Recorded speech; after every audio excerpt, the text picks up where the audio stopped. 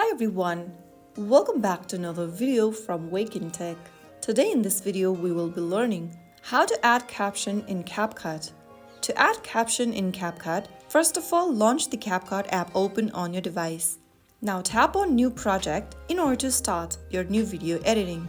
Now choose the video from your gallery that you want to add captions to. For a better result, select a video with a voice or dialogue. After selecting the video clip, tap on Add at the bottom right. Now, once the video is loaded in the timeline, tap on Captions at the bottom. You can now easily generate auto captions for your video. From the Generate From option, make sure that you've selected video if you have audio in the selected clip. But if you want to create a voiceover, make sure to tap on Voiceover. Also make sure to choose the spoken language in the video clip. You can also leave it to auto-detect if you want, and then finally go ahead and select templates for your caption and tap on Generate at the bottom. Right after you do that, you will be able to generate caption in CapCut. You can also enter a manual caption by tapping on Add Caption button at the bottom of the screen.